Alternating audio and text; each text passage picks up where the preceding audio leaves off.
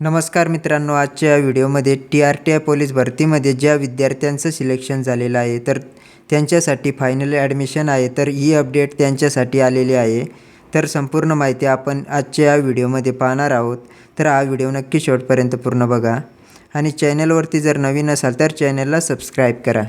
तर मित्रांनो, तुम्हाला फायनल ॲडमिशन स्लिप डाउनलोड करण्यासाठी या वेबसाईटवरती यायचं आहे। या वेबसाईटची लिंक व्हिडिओच्या डिस्क्रिप्शनमध्ये दिलेली आहे। इथं आल्यानंतर तुम्हाला कॅन्डिडेट लॉग इन या पर्यायावरती क्लिक करायचं आहे।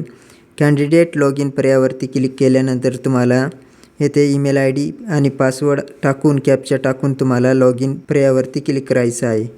लॉग इन झाल्यानंतर तुम्हाला प्रोफाईलमध्ये यायचं आहे। तुम्हाला इथं दाखवेल फायनल ॲडमिशन कन्फर्मेशन स्लिप यावरती तुम्हाला क्लिक करायचं आहे। तर अशा प्रकारे फायनल ॲडमिशन कन्फर्मेशन स्लिप तुम्हाला डाउनलोड करता येणार आहे।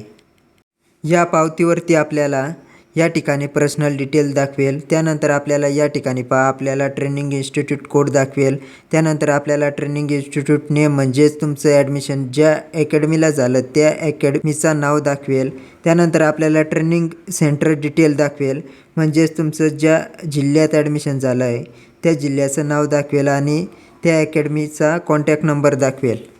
आपल्याला काही महत्त्वाच्या सूचना दिलेल्या आहेत। उपयुक्त प्रमाणे उमेदवाराने निवड झालेल्या परीक्षण केंद्रामध्ये दिनांक 18 ऑगस्ट 2026 मंगळवारपर्यंत प्रवेश निश्चित करावा।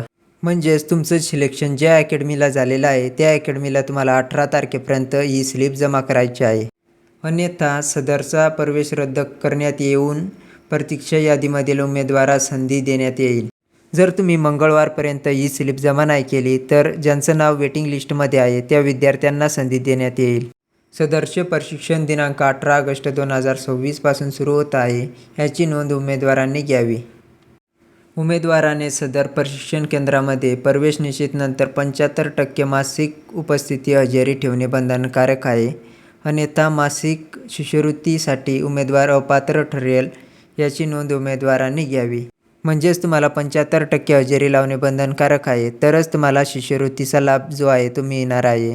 त्यानंतर तिसरी सूचना पहा, सदर प्रशिक्षण दरम्यान प्रवेशित उमेदवार दुबार लाभ घेत असल्यास आढळून आल्यास आयुक्त आदिवासी संशोधन व प्रशिक्षण संस्था पुणे यांच्याकडे प्रवेश रद्द करण्याचे कायदेशीर अधिकार आहेत।